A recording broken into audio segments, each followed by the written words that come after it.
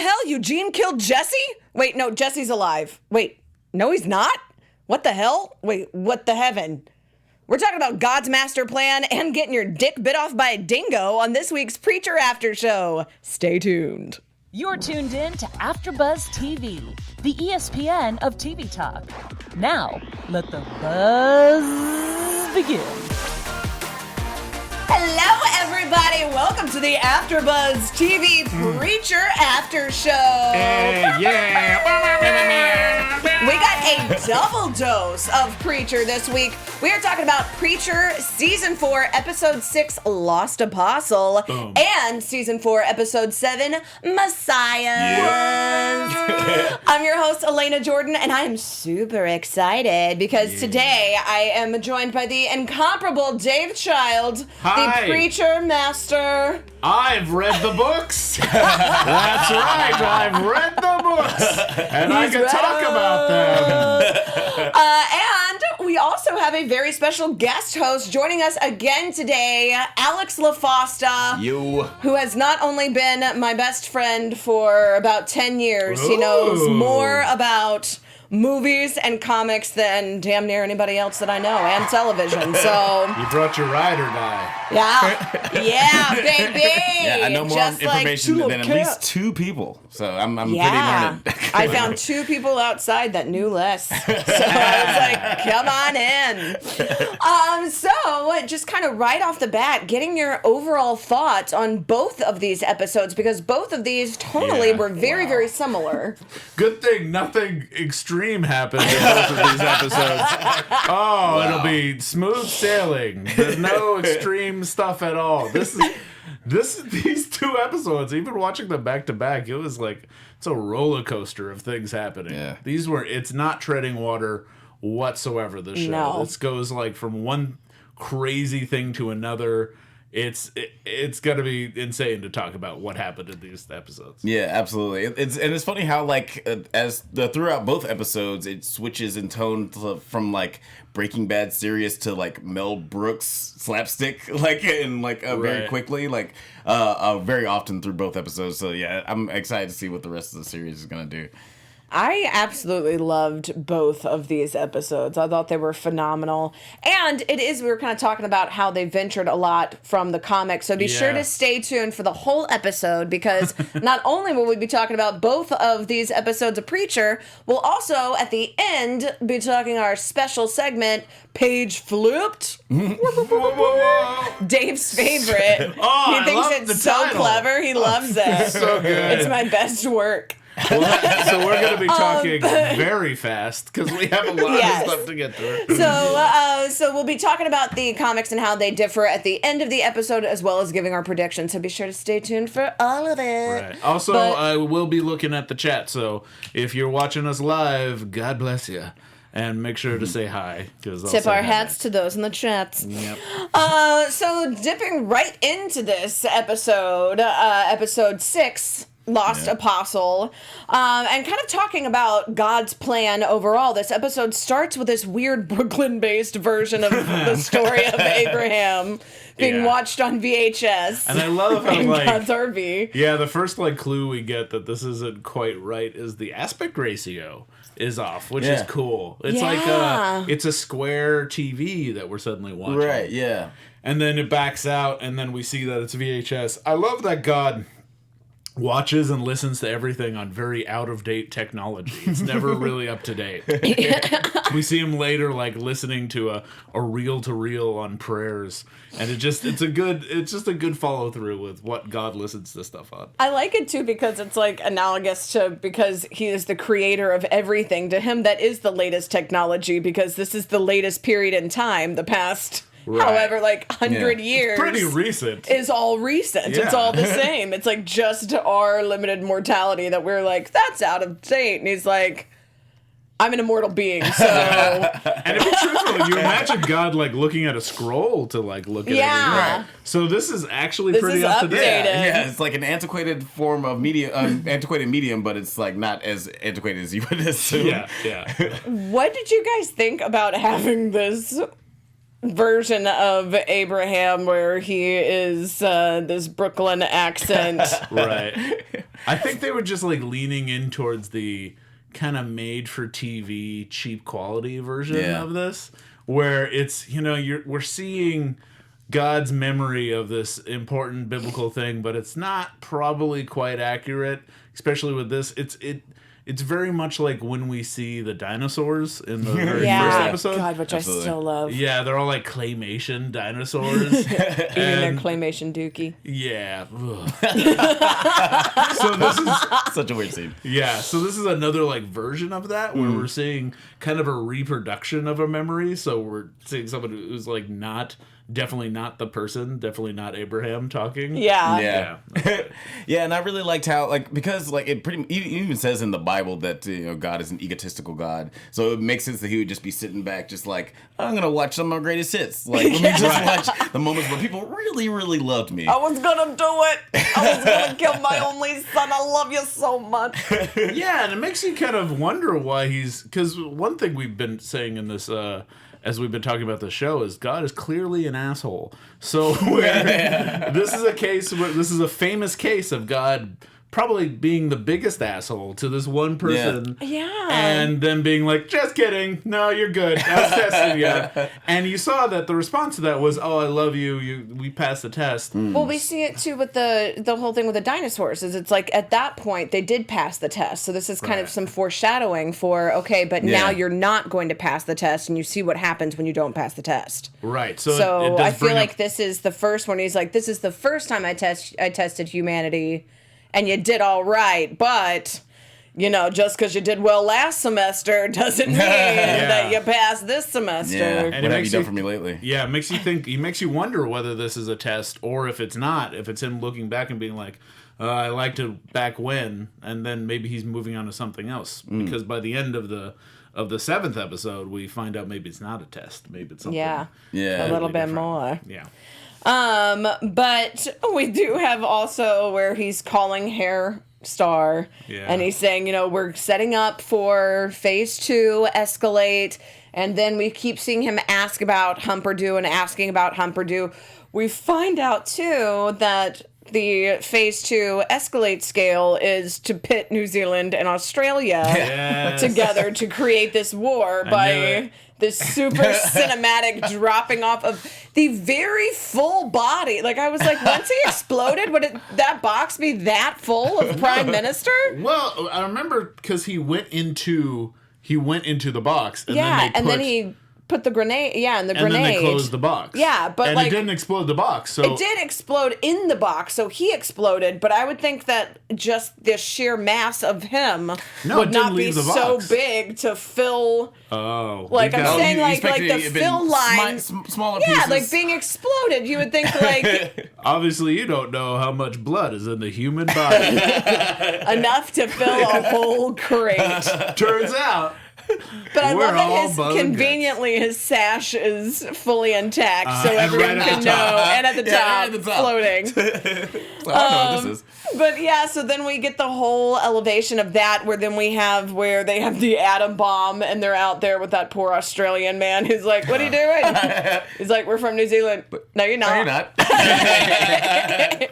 What do you guys think of this whole plan of like this? How this started as just like this one little kind of funny offhand scene with the blame it on the Australians, and that now being the impetus for this entire nuclear war episodes later. This season seems to tie everything in to previous episodes more. So what did you think about this? Did you feel like this was another good example, or did you feel like this was just a little bit too over the top?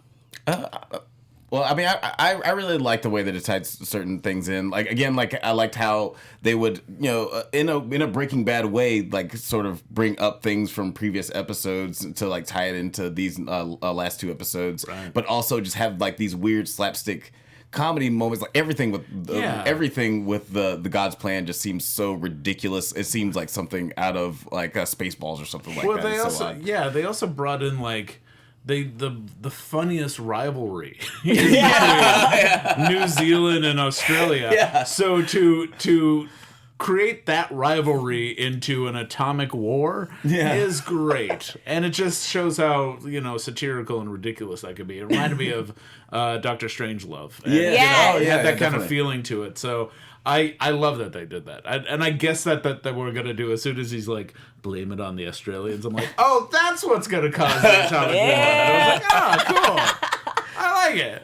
And then the probably most cringeworthy moment of the whole episode is Hairstar getting his call to Australia, thinking that he is going to have his looks restored. He's all happy. He's talking to Hoover 2. Just wait, Hoover 2. I'm going to be so attractive. I love Which I also love that he prides himself on his good looks when it was like, from the beginning, you weren't like somebody would be like, yes, this is a model man who does not want any of his looks altered. He had the scars in the right place, Because when we first saw him, he was like, oh, that guy's badass. He's got the right, scar with the milky eye. That guy's a badass. And then as soon as you make his head look like a dick and then give him this weird dog ear that's happening, then he doesn't look badass And the anymore. ultimate irony is the weird dog ear is now being attacked by this dog who is leaving him with the only dick being on his head. By a god who has a dog fetish. Too. So I forgot about that. all comes back Look at you. I'm gonna sick dogs on your wieners. I mean, just take that. If you're gonna take anything from this show, just take that away. That's one thing I'm very curious to see how Hairstar's appearance looks at the end of the series, because there seems to be a perpetual maiming of Hairstar. I'm just seeing. Oh, that's horrifying. Thank you, Booth. That was horrifying. The boys both were like, but what were you gonna say? I was gonna say, Australia must think it's so weird that Americans are so fascinated with dingoes. Because I know, right? Most of Australia can kill you. It has a lot of dangerous animals. Yeah, it's designed to murder you. Every video from Australia is like, oh, I had this giant spider in my shower, but don't worry, the huge snake that crawled out of the wall ate it. I'm like, what? A dingo eats one baby, and then all of a sudden it's the worst Seinfeld, thing. man. It's like, maybe a dingo ate your wiener. Yeah, it's Seinfeld. Put it on a t-shirt. That's not Seinfeld, the maybe a dingo ate your baby. It was But when it's Elaine did I know, from it's the from whole... A dingo ate your baby. A dingo ate my baby. It's from the big story. news report, Yeah, but it's when it got really famous was when it became a catchphrase from Elaine, when the lady was always... I do not remember that. Yes, because they kept calling each other baby, and she's like, where's my baby? Where's my baby? And then Elaine goes, maybe a dingo ate your baby. Right. And then, it was like a call to the whole thing about the lady who said her baby was eaten by a dingo. Okay. Welcome back to the Seinfeld After Show. Yeah. So, let's talk about the Americans. Since we're talking about the fine American show, Seinfeld. Yeah, we might as well talk about That'll that be show, our Americans. sign to the Americans. This is one thing about this. I love how it's become a trend in the last seasons of shows. Everybody has the ability to teleport to wherever they need to go. Yeah, instantly. time is of the essence. Yeah. Game of Thrones did it. That Game ship of took them Thrones. overnight across the world. I honestly thought I missed something because I was at the beginning of this episode. I was like, wait, Tulip and Cassidy are in Australia already? Yeah. How did that happen? They took a ferry. Yeah. They took a ferry from the Middle East and with their car and went all the way to Australia in a couple of hours. That would have taken 72 days. Yes, it would have. It's not like they got onto a plane. It's insane. I'm like, Hitler and Jesus are arguing over coffee, and you guys are like, I don't know about the logistics of this show. They've set up the rules for why Jesus and Hitler can argue. I'll give you that. I'll give you that for how they teleported. And you know what? The show is so outside. It's more logistic that they would just be able to fast travel than say something like Game of Thrones.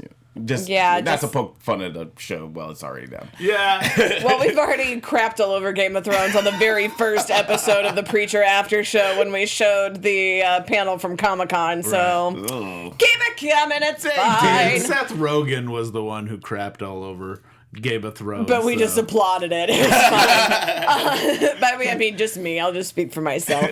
I do not reflect the ideas and the beliefs of AfterBuzz TV with my poor word choices. Which, by the way, AfterBuzz TV does have a plethora of shows for you guys to check out. Perfect segue. There are so many. So be sure to keep up with everything by subscribing, rating, giving us those thumbs up, those 5 stars. Do it. All the things. We want them. Likes on likes. Especially likes on likes. We also love getting your comments because we love hearing from you guys, especially because the show is so out there. So hearing all of your theories and ideas just makes it even better. It's why we do this show. It makes it even more fun to talk about these absurd things like pretending to be agents and just busting in to talk to the commissioner because why not? Yeah, absolutely. I love that Cassidy didn't even have a badge in his wallet. He was just like, he just flashed the empty wallet. It's like, oh, that's good enough for us. And they're like, good enough. Here's a wallet, here's a gun, here's 2 American accents. Yes. So buckle enough. up. And then we don't really know what happens to Eugene after this, but Eugene has been locked up for the murder of Jesse. Yeah. There is no body, though. So Tulip is saying, look, like, I will know when Jesse is gone. When Jesse is dead, like, he's not dead. He's not dead. Right. So we get, like, this whole, okay, fine, he's not. Let's go about, let's find him. Let's take the letter. Yeah. Eugene just like turned himself in, and he has the gun, like stuff. So that's how. I'm curious if I'm wondering if that's the last we'll see of Eugene. I hope not. And I'm curious to see how. That's what I'm worried about. Is because I'm like, we don't know what's going to happen with Eugene after this. It may just be that he's locked up in Australia for the murder of a man who. That would stink. There's going to at least be something at the very There end. has to be, or I'd be really bummed. Yeah, it'd be interesting if they do something else with Eugene, because it was already interesting enough that, like, you know, the sweetest guy in the world isn't even opposed to, you know, the idea of revenge. Like, even he thought he was over it, but like all I need is an apology. I think it was an interesting twist. We need to see the rest of his arc. Yeah. We need to see where he goes with that mentality, and the fact that he did it is he's probably wrestling with a lot of demons. You mean Eugene? You mean Eugene? Mean Gene. But yeah, so we also get this whole thing with Cass saying, okay, look, we have now driven to this dead end where the outback is very big. We're not going to be able to just drive around and find Jesse. This is not a good plan. And let's face it, there's no rules, just right. Oh my God. Bloomin' onion.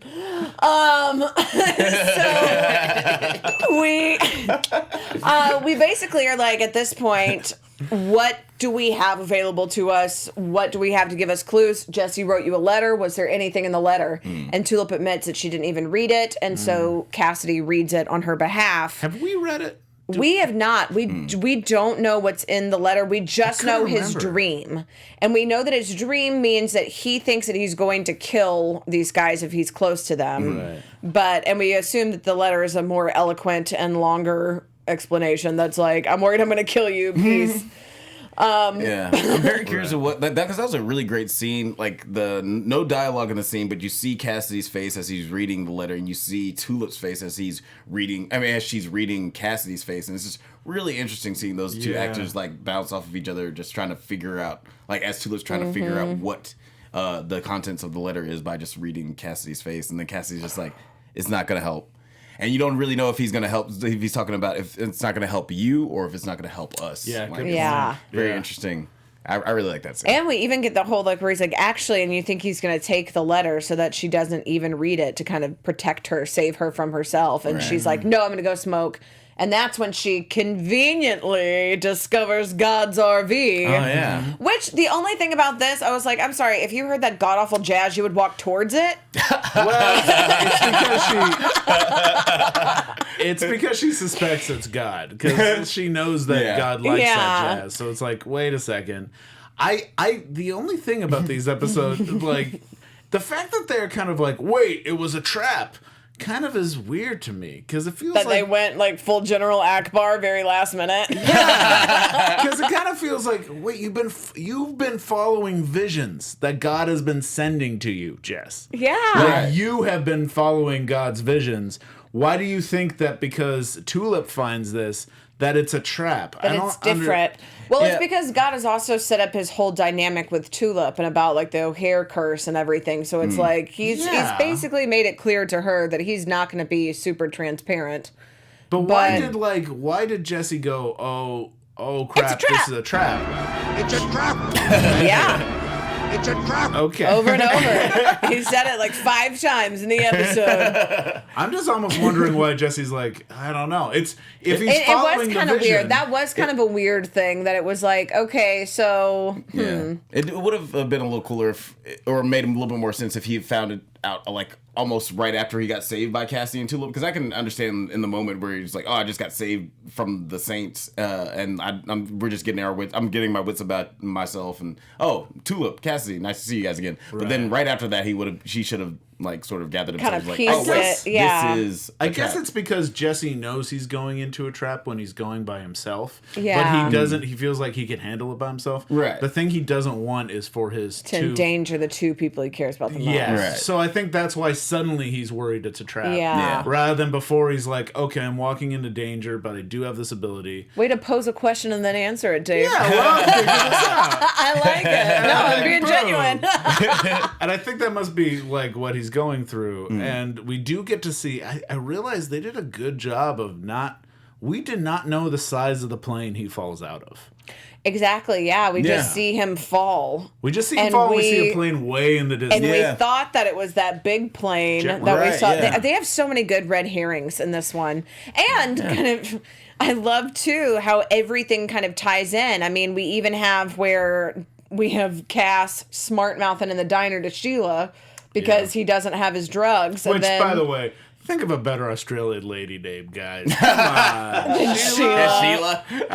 Someone was like falling asleep that day. They're like, whatever, it's fine. It's a diner name. Yeah. And a great, good woman she is. It's like, we got some fire retardant in the bag if you want to go murder yourself, since I don't know that you're a vampire and you'll just die horribly for ingesting this. Really irresponsible, lady. Cool, like, Sheila, if you got some thanks. weed in the bag, that would have been nicer than just like, here's some stuff that might kill you. Buy some pancakes and a side of freaking death? Like, It's Australia, man. that is basically, that is Australia, you're right. Outback. But yeah, so No we know rules, that just Jesse. Well, we do learn one rule though, is that when Jesse is with, I'm tying it in, baby, I'm transition queen. When Jesse is with the Saint, and after he's being tortured, and then we get the whole we're off to kill God that was totally spoiled in the next episode on last time, but whatever. We have Jesse kind of trick the Saint and take his guns after the Saint is saying, look, my 44 walkers are gonna blow through planets. They're gonna blow through God too. And Jesse's like, look, let me handle God. I want to find out why. I want to know why. It's more like how Eugene was like, look, I need more of like the explanation. He also said, like, if I get to talk to him, he won't get away with it. Yeah. Well, if you just kill him, he'll still get away with it. Yeah. Like he doesn't feel like that's Don't forget, enough. if you don't have me, right, God gets away with it. And then Jesse gets in a plane and runs, and I'm like, you dick. He's just trying to beat him to God. That's But it's like, what a rude thing to be like, and don't forget, F you, bye. I do like, Ivan in the chat brought this up, which is great, that the Big Lebowski reference came back. Which God, was yes. I do love that, where he's like, ask God to explain the Big Lebowski. Cass's biggest fault is that he doesn't like, and he hates, in fact, hates the Big Lebowski. And the fact that they brought that back was daring. Because it made me go like, oh, that's why I doubt Cass's ability. Yeah. It's like, oh, yeah, I forgot. Cass is kind of an idiot because he doesn't like the Big Lebowski. But Cass is very noble in this moment where he is being burned and singed and burning his arm off trying to hold Jesse. Yeah. And Jesse finally has to use his voice. He has to use Genesis to say let go because Cass won't. Yeah. Which, I have to say, for a show that's departed from the comics quite a bit, that's like directly from a panel in the comics. So it is kind of a nice little like, nod towards the reference material, which has gotten so off the mark in a good way. Okay. But it was still nice that it still had that, like, kind of pivotal friend moment there. Don't forget, like, I got you, buddy. Like, we both had each other's backs until the end. And for Jesse, this really is the end. He gets killed in this moment that we see back the direct flashback to the very first episode, which then now brings us into our next episode 7, Messiahs, which this kind of picks up right with Jesse leaving off with Fior, who makes an appearance again too. So it's like, hey, what up, buddy? Yeah, I love that character. First, he's fishing with a kid. First, he's fishing with a random kid too. I love Fior is like. Did you think it was a random kid though? Because I don't think it was. Something important. Yeah, it's always important. Well, remember in the previous episode when he was talking to the Saint, he even talked about how like he even had lost a kid. Himself because Tulip never came to term with her pregnancy. Oh, do you think that was their kid? Yeah, I mean, he was fishing with a mixed race kid there. Yeah, and it kind of felt like he was fishing with his own kid, but we later find out that wasn't even real. Yeah. So this is a whole thing. It's like Legion-esque where you're like, I don't even know what's happening. I don't know if this is real. I don't know what just a full-fledged like David. Like they did not break into song though. So that's true. There was no rap battles. It's not quite Legion-esque. Not this episode.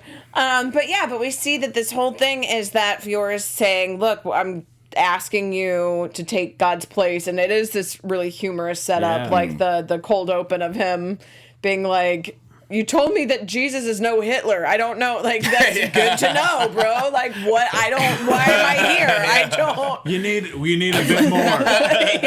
I'm not. You gotta fill in the blanks a little bit. Well, I love that it also means that it's not in Custer's like mind to be like, oh, so you need me to take over? I'll take over. Right. Because that would make him That's so insane for him. Yeah. He like to him that's like just an inconceivable thing that anybody would want to step in and take God's place because it's like. That's so like to him, that is the most blasphemous thing. He even says, like, no, you guys are all traitors. Yeah. I'm not going to do this. Even touching the throne and seeing all of, like, the flashbacks of the microcosms down to a cellular level to the macrocosms for life up to the universal level. Right. And him being like, no. And them saying, I understand it's a lifestyle change. It's a bit much. It's a lot. And he's like, no, it's blasphemy. I'm not doing it. I'm not doing it. It's easy to also. Sorry, I was just gonna say it's easy also to see that see Jesse as a person who lusts for power. The way he uses Genesis throughout the series, but like in this moment, he's given the chance to be God, and he steps back from it a little bit. It gives him a little cause to pause. So it's interesting to dive into Jesse's psyche there. It also shows that like he's still loyal to God. Yeah. He's still like after all that he's been through. He's still. It kind of surprised me in a way. We've seen a little bit of that, like in him talking about like how he's just always had the belief that God has to have a bigger master plan, right? But he just hasn't ever considered that master plan could be the obliteration of humanity. Yeah, like he's thinking, oh no, my dad, who is one of the best people I've ever known. When he's even explaining to the Saint before, like, my mom and my dad are two of the best people I've ever known. My dad was a preacher. He was the most devout person. So that's still instilled in him. He's still a Custer. We keep seeing that echoed throughout. Yeah. And so he still has this devotion, even in what we discover is hell. Right. We found it even when we find out he's in hell, and then he still has the option to take the throne in order to get out of hell. And he still is turning it down. Yeah. And it feels like a video game where you're just stuck. Yeah, it's like maybe if I shoot the thing. How do I get out of here? There's got to be a crack. That means I can. But then we do see God's master plan broken down by Fior, showing him God in 2015 and what happened, where God was like, "Oh, Genesis is out. I'm gonna step out real quick. On And then the day just like, road. yeah. And I Oh, love, God. too, the reference to the dog suit. And he's like, the dog suit's a bit weird. And we see him just, like, leave the beggar, too, Yeah. which I think was such a That monumental was a thing really of great- him, like, yeah. not giving any money to the man who's begging for money. But I'll spend money on that dog suit, and I'll wear that driving around. Not even not give money. He could have healed the beggar. He could have, yeah. He could have could've, done so like- many things. And he just ignored him completely so that he could just put on a dog suit and, like, drive around on a motorcycle. And with- every new scene, he is a different chick on his lady. back. Yeah. And It's, that was definitely, I really like that scene because it was definitely God just not caring about anything, like completely not caring about like any of the responsibilities that come with God, because they show the mundanity of being God, listening to these voicemails, it seems like, of prayers, and then him just like completely Clear ignoring. up a hooker rash. That was for me. yeah. I really like the way that they did that. Yeah, I thought that this was also really clever how they tied in. We've been hearing this weird screechy animal that they've been referencing. We see Yeah. Tulip look at this weird thing and we're like, what is this? And he's like, is that like what is that? Like in the background that I hear like all this stuff. We find out that it's God's master plan. This is creation part 3. Yes, is Drake. So, because of Drake, God was like, no one else can live on Earth. You are the reason. And so, Everyone will be killed except for Drake. because of Drake. Anyway, so this weird creature that he's been tinkering with, he's going to obliterate humanity, and this is going to be the new thing that takes over. Right. Unless God's going to replace us, unless you replace God. Yeah. What you gonna do, Jesse? Meanwhile, back in Masada. So the question also is this part of God's plan? Yeah. Is this part? Is like him going to hell and being offered, does he want Jesse to turn down? I think he or does. become? I think he wants God to take. I think God wants Jesse to take that spot because then God's like, it's my get out of jail free card. Then I can Yeah. just hang out on Earth with my new creatures that I like better, and I can do whatever I want. I don't have to worry about all this. Right, but it would still be like all of creation, right? So it'd be Yeah. it would be redoing everything. I guess that's true. It'd be like hitting a reset. Unless he's just doing it in order so it's just we'll take the throne so I could just not be God anymore and I could just chill. Yeah, that's and what I'm thinking listen that to all it they is. wrote. Is that he's like, yeah. And maybe he's not even going to create new creatures. Maybe I think just he wants to definitely hang is out. because that's the whole thing. It was like it's creation part 3. Is it? It could all be set up. He could so, just be like, this is my new pet. well, it could. so- It could be because. Well, we'll talk Jesse about it in is- predictions, but let's talk about Okay. yeah. I'm just saying it could be set up so Jesse could be doing it so new creatures don't happen, but he's not even planning to do it. I think that's a good take. Let's expand it in predictions because I think that is a good prediction because that's would be very off of like that would be a definite psych out. Yeah. But this show is all about psych outs. Like we have Featherstone, who has now decided to don this intricate disguise. Great drag king. Yeah, the ultimate barista man. At Lazarus Coffee, which will never make me not like. I will always laugh at like, feeling a little dead, get revived at Lazarus Coffee. Coming back from the dead. And then we see this whole dynamic with her and Nyx, we got to talk about Nyx. yes, We find out Hoover 2. Hoover 2 is This- actually This was like, as soon as this scene happened, I was like, what is this show? It's so, where it's just like, you've been undercover. And it's like, I'm not going to do it. I'm an for undercover. months. There's like a few minutes where I'm like, are they just introducing a whole new plot line? Yeah. That we're going to like have to explore? The reason that I thought that it was going to be an immediate psych out was Right. only because when he was like, Hitler and Jesus, or like, I mean, just without blinking, the guy is like just no. accepting this, where he's Yeah. like, Hitler and Jesus are having these discussions and they're going to do an atomic war and it's going to just blow up everybody. And he's like, if this is true, you'll make detective by the time you're 30. And it's like, okay, yeah.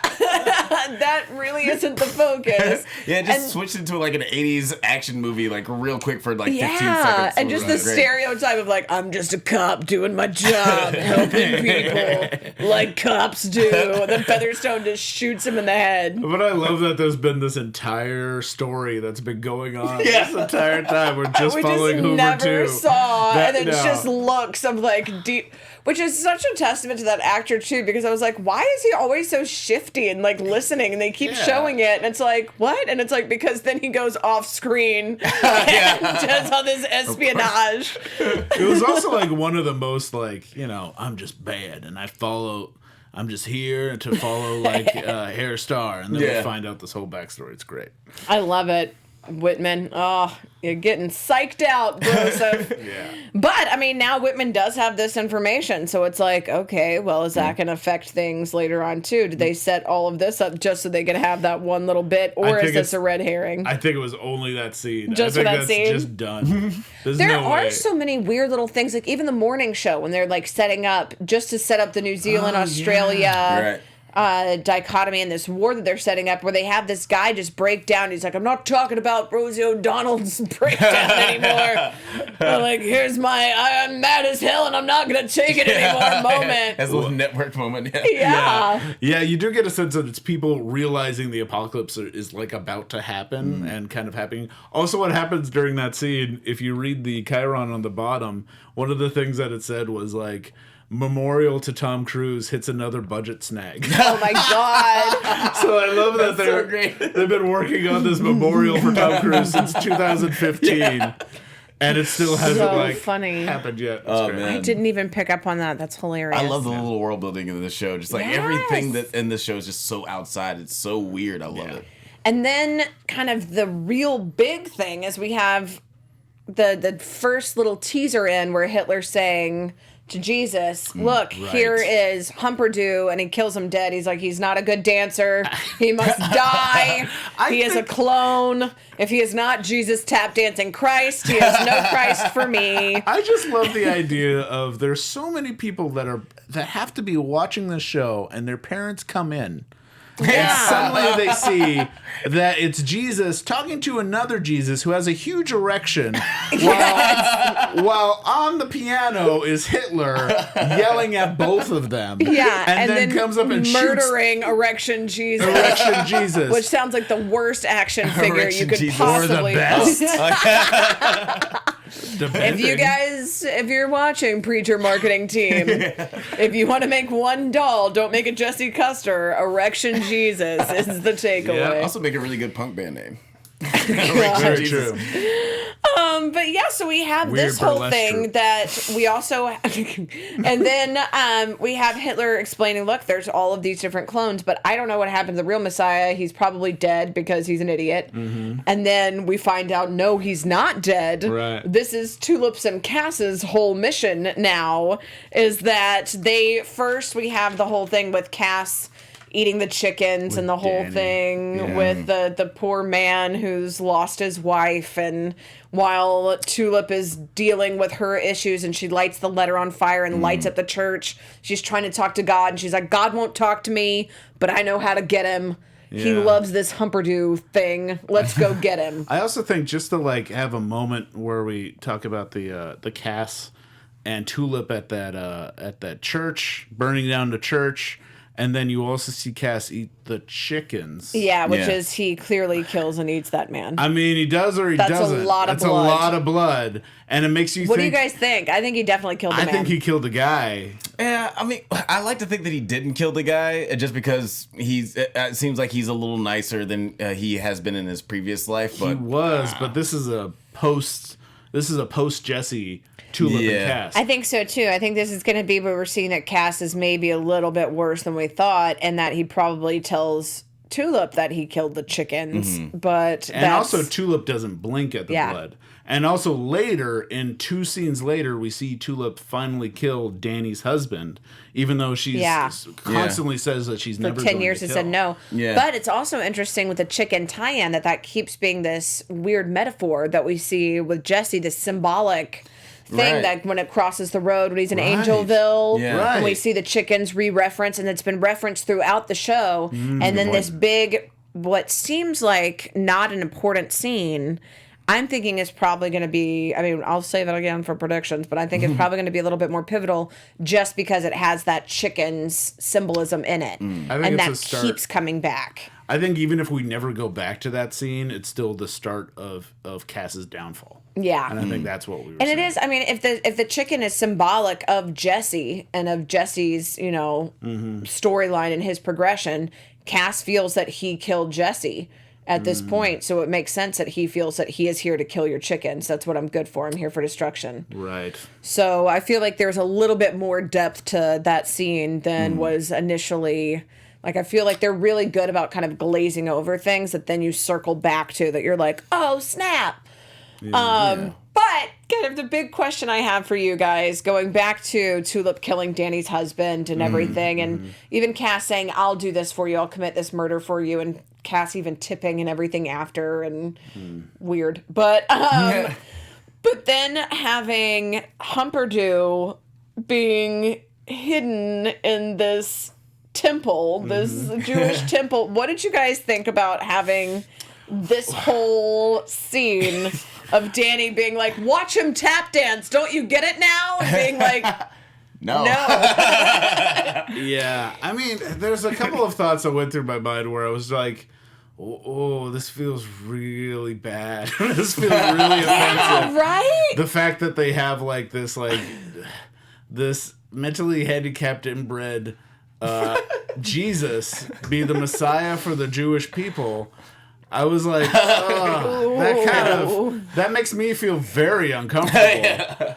Meanwhile, Evan other like, But I mean, I think I also realized the big part of the Jewish faith, I believe, I'm not Jewish, but like, is having the Messiah hasn't come yet. right. So the fact that this is the Messiah that they're waiting for It is a little ridiculous. inflammatory. But it's also like, okay, because of that aspect of the Jewish religion where they're waiting for the Messiah to show up, and this is like the Messiah, it made me feel a little bit better, but it was still like... It was also still intentionally so absurd, especially when Humperdoo finally is like, oh, everybody bow down to me. And they're all like, okay. And he's like, bye-bye. Bye-bye. And then poor Eli, I didn't even know we had a Messiah. It's because we didn't tell you, Eli. That almost made it. I love It was that button that it was like, okay, I forgive it. Like, I will say I was expecting, like, as Tulip and Humperdoo and Cassie are walking through the synagogue, I was expecting like a Kingsman-esque, like, super huge fight scene with like a bunch of Hasidic Jews and Tulip and I was like, I mean that probably would have been. I was watching it like murder all those Hasidic Jewish men. I thought they were gonna kick their. I genuinely was like, oh my god, is Tulip about to kick the ass of a bunch of Hasidic Jews in a temple? Please don't do this. Like, I think. Then I think like they this need is too far. This is also stuff that's not in the comics. Like, maybe They're Seth like, Riverdale and Evan poisoned a bunch of nuns. We're going all out with Preacher. Some of them need to go to therapy or something. Seth and Evan need to address there's a little bit of self-hatred there. Okay. So, so that's where we leave off. It's basically like, okay, they are off with Humperdoo. Humperdoo is happily... Well, you hear Cass make his big statement about their plan, what they're doing with Humperdoo, because they know Humperdoo is a favorite son of God, because God keeps saying it conveniently. Yeah, so, and that he's a big part of the apocalypse. Yes, conveniently. So they're going to be taking Humperdoo to God to kill him in front of God. Yes, that's the idea, at least. So it's to basically just the ultimate FU. They're like, in case you didn't think it was bad enough that we almost beat up a bunch of Hasidic Jews. Now we're gonna go murder God's favorite son in front of him because Betsy Collins had 5 sons and they all died in a war back when potatoes were very, very rare. So. Wait, what? You lost me. You don't remember? That's his whole story that he tells about Betsy Collins. And he's like, back when I was growing up in the potato famine era, and he's like, all of them died and she kept her faith. Why? Because she's freaking stupid. And guess what? We're going to kill. And they're like, that's not cool. And the really interesting thing about the whole show is that it feels like all of the main characters have sort of like given up on their faith in God, except for Jesse. Like, Cassidy, Tulip, even Eugene have all like given up on what they feel are their Christian sensibilities. And like Jesse for better or ill, is still holding on to his faith in God. Yeah, we still. I feel like Jesse still has some cards that he hasn't shown yet. I feel like his plan of facing God. I don't have quite a grasp on what he's planning to do when he meets God. Mm-hmm. Like, I don't quite know, and I kind of like that because it keeps me kind of guessing. Because I'm like, oh, he must hate God now. He's turning down the throne, and the way he's turning down the throne makes me think he's still on God's team. Right. So we see him even like express this dichotomy of himself, like this duality where he's like, I want to be good, but I've killed innocent people. Like, I killed this poor kid that was just a bank teller. Right, I shouldn't and he's be like, and, you know, that's how he discovers that he's in hell, is because Fior is saying, but you forgave them. And he's like, I didn't. I still have hate in my heart. Right. So I think that is a very, very interesting kind of way to leave off. But before we leave off with this episode, why don't we start with our special segment, Page Flipped. So, to talk about how the comics are different than, I don't know what that was, but the comics are different Sorry, than... that was Outback Steakhouse. That was an Outback Steakhouse. By the way, that is the voice of God that you're hearing right now telling you to eat out Outback Steakhouse. Oddly fitting.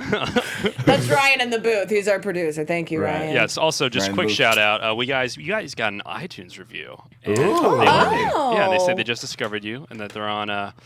They're binging the series right now, but they love you guys and give you all some work. Them. What are their names? Dark Extract. Oh, well, look at you Dark Extract. Sexy. They sound extremely sexy. You sound like you've got good taste, Dark Extract. I like it. But yeah, so we have talked a lot about how the comics are very different. Yeah. I do love that you mentioned that they do have that one explicit panel reference with Cassidy with his arm out being burned as he's holding Jesse. But at this point, it is weird because Jesse is dead, but we didn't get any of the whole him being the mayor of the town and the shoot down at the Alamo. This is like a That doesn't come yet. In the comics, at least, that could still kind of.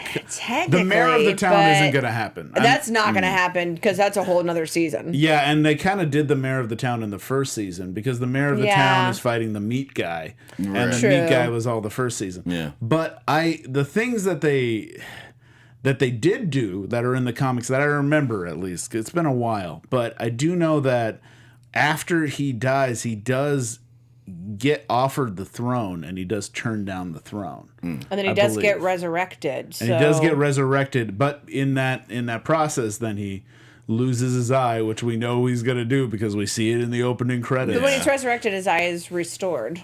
Well, no, not after he's resurrected. He's like that's when he comes back with the eye patch. What happens in the comic is this. It's been so long since I. This is when Tulip and Cass really have a big downfall.